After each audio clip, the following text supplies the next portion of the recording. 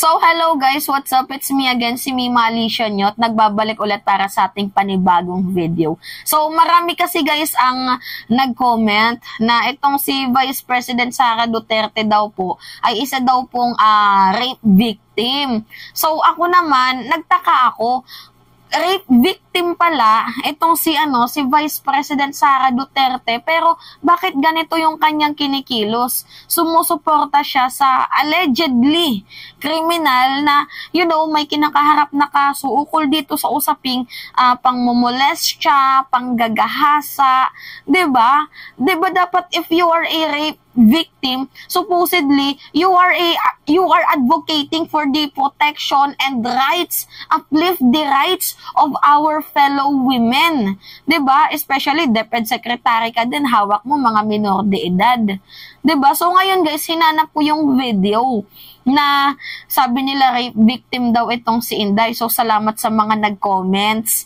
So, ngayon, nahanap ko. So, ano pala to guys? 7 years ago, 8 years ago, nung panahon pala to ng 2016 kung saan tumatakbo bilang presidente itong si Digong. Na itong si Digong na nag-joke ba ng dark joke about dito sa isang Australiana na allegedly ginagangbang, tapos sabi niya dapat mayor muna mauna. Tapos sabi ni Inday, hindi naman daw po alam daw ng kanyang tatay, ng kanyang pamilya na siya daw po ay rape victim. Sabi niya, kung sa totoosin nga po, ako po ay rape victim at hindi po dapat ginagawang joke yun. Pero hindi naman po alam daw ng kanyang ama na siya daw po ay isang rape victim. Yan po yung sabi ni Inday. Anyway, panoodin muna natin tong balita. 2016. Tagal na, 'di ba? Rape victim ka pala, 'di ba dapat nag-a-advocate ka para sa rights, 'di ba? Protection ng kapwa natin babae at sa mga minor de edad na wag matakot mag-voice out sa nangyayari. Pero hindi ko alam, hindi ko din lubos maisip guys na meron bang rape victim na sinusuportahan ng allegedly criminal. Dapat kung ako si Sara, dapat neutral siya sa issue na to. Whether magkaibigan sila, whether kung magka-associates sila sa mga negosyo, regardless pa, dapat neutral siya yung position niya dito. Kasi 'di ba? Napaka-double standard naman ni Inday. Rape victim siya, pero supporter siya ng allegedly criminal. Ano ba yung totoo dito? Part ba to ng kampanya nyo nung panahon ng 2016?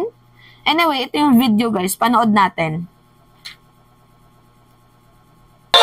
Ibinunyag ng anak ni presidential candidate Rodrigo Duterte na si dating Davao City Mayor Sara Duterte na maging siya ay rape victim. Yan ay sa gitna ng pagbabatikos sa ama tungkol sa naging pahayag nito tungkol sa Australianang ni rape at pinatay sa Davao City noong 1989. Dagdag pa ni Inday Sara, maging kanyang pamilya ay hindi raw niya sinabihan. Hindi nga raw dapat gawing biro ang rape, pero hindi nangangahulugan na hindi na dapat iboto ang kanyang ama. Naniniwala siyang marami pa rin magagawang mabuti ang ama. My parents do not know about it. It was really a long time ago, and immaterial siya sa akin. Nahiya ako magsabi na ganon. Pero kailangan ko kasi sabihin din to explain na ako, ganon din ako, pero I take no offense sa joke niya. Yan. Hindi daw siya na-offense sa joke ng tatay niya. So, sinave niya ang tatay niya dahil nga nung panahon ng eleksyon, si Digong ba, masyado na yung lapastanganan yung dila niya. Actually, yung mga joke niya napaka-dark nga eh. Kahit nga yung joke niya sa COA, sige, patayin ko kayo pag hindi kayo mag-'di ba? Eh, yung mga COA, takot nang mag-report simula nung sinabi niya yan. Kaya tingnan nyo guys, 'di ba? Meron palang 51 billion issue, 2.7 billion issue. Eh, tinakot ng COA kaya hindi nagsasalita, 'di ba? So ngayon nga guys, noong 2016, nag-joke itong si Digong ukol dito sa isang Australiana na allegedly tinegi doon sa Davao dahil nga sa panggagangbang. So ngayon sabi nga ni Digong, dapat mayor muna mauna. Yan yung sabi niya. So naging controversial yung issue na yon noong 2016 so that si Sarah to the rescue, and sinabi niya na ako po ay isang rape victim and hindi po dapat daw ginagawang biro ang rape. Pero nga dahil hindi daw po alam ng kanyang ama at ng kanyang ina, ng kanyang pamilya na siya daw po ay rape victim, so kaya ata nakapag-joke daw itong kanyang ama ng ganoon. Pero kung alam daw po ng kanyang ama na siya daw po ay rape victim, hindi daw po ito magjo-joke ng ganoon. So ngayon, ito na nga yung punto natin dito. Supposedly, sabi mo na nga nung panahon ng election 2016, rape victim ka. Biktima ka ng panggagahasa. Yan yung sabi mo. Galing na mismo yan sa bibig mo. Bakit ganito yung nangyayari ngayon? 'Di ba? You are a rape victim pero ang ginagawa mo, sumusuporta ka sa allegedly rapist. Tama ba yun, VP Inday? 'Di ba dapat sana mayroon kang advokasya para sa protection, advokasya para hindi matakot mag-voice out itong mga kababaihan, 'di ba sa mga nangyayaring hindi maganda sa kanila. Dapat sana ina-advocate mo 'yon, 'di ba? Dapat sana nandiyan ka sa kanilang tabi na huwag kayong matakot. I am here for you. Puprotektahan kita. Ako yung busy nyo. Ako yung superhero nyo. Nandito ako. Hindi ko kayo pababayaan kahit anong mangyari. 'Di ba dapat ganun yung gawin mo na meron pang advokasya para sa mga rape victim kasi ikaw mismo biktima ka ng rape. Pero bakit ganito yung ginagawa mo? Sinusuportahan mo pa ang allegedly criminal tapos sasabihin mo sa mga testimonies na yung mga nagtestimonya guys sa mga allegedly victim, sasabihin niya mga biktima kuno. May pakuno pa siya. Biktima kuno. 'Di ba? Pero hindi naman natin malaman ang kanilang kredibilidad. 'Di ba tama ba 'yun? Nakakalungkot. At isa pa guys sa pinakapangit dito, DepEd Secretary siya and yung hawak niya mga minor. 'Di ba mga minor de edad na supposedly talaga dapat yung ina-uplift niya yung protection ng bawat estudyante, lalo na yung mga kababaihan na huwag kayong matakot mag-voice out. Nandito si VP nyo. 'Di ba dapat ginaganon niya? Buwan pa mismo to ng kababaihan. Tapos sasabihin niya na kakampi siya dito kay Kibuloy na si Kibuloy daw po, hindi daw po dinadaan sa due process, ganyan-ganyan. Ano yung kaso niya doon sa sa Davao na nakitaan ng probable cause ni Department of Justice Secretary Boying Remulla? 'Di ba? Ukol dito sa sa child abuse na ginawa ni Kibuloy. Nakakaloka guys. Hindi ko talaga lubos maisip na itong si Sara Duterte, isa pala siyang rape victim. 'Di ba? Well, nalulungkot ako sa nangyari sa VP Inday, pero sana yung simpatsya mo dito din sa mga sa mga biktima ng ng rape.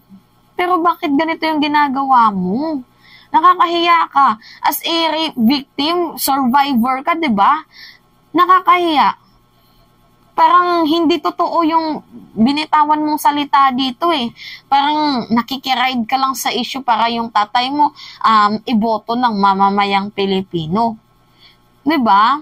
Napaka-drama talaga ni VP Inday. Nakakalungkot. So kayo guys, ano yung maiko-comment nyo? Anyway, magbasa tayo ng comment dito. Ito may nag-comment. Sabi niya, hindi ba if you are a rape victim, dapat maging advocate ka to protect women and children since she has the position in the office? Tama guys, kagaya ng sinabi ko. Tanong ko po lang, it's Women Month. Dapat meron siyang ads commercial about protecting women and children. Isip-isip naman, VP. Totoo.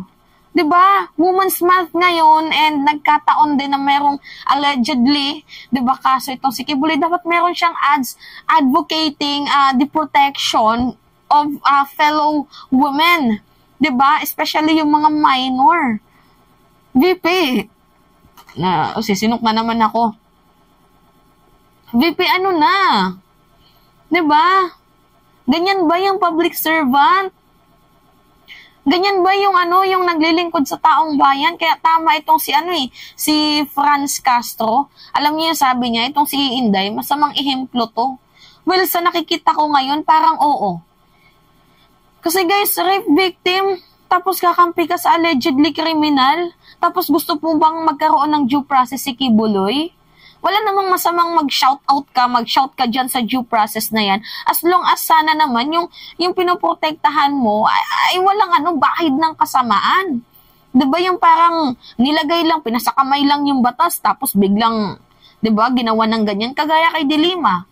Diba, pinasakamay, allegedly, ng mga Duterte ko ang batas, tapos kay nakulong agad.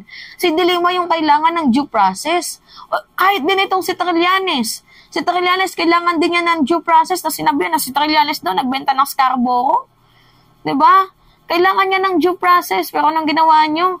Siniraan niyo lang. Yan po yung nakakalungkot dito. You are a public servant. Whether you are a friends or associates in some business, you should be neutral in this case. Kasi, diba, inilik ka ng taong bayan para paglingkuran ang mamamayang Pilipino. Hindi ka naman ata dyan pinaupo sa pwesto para mangbara-bara lang. Dapat tularan mo si Vico Soto. Sabi niya, may kaibigan siyang gumawa ng masama. Siya mismo yung nagbasa at dinala niya doon sa City Hall. Ikinulong niya. Kasi nga, hindi naman siya inilik ng taong bayan para sa kaibigan, para protektahan ang kaibigan, friends, family. Inilik siya para maglingkod sa taong bayan. Ganun sana, VP Inday, So anyway guys, yun lamang ho, at it's me again, si Mima Alicia Nyot, nagbabalik ulit para sa ating panibagong video.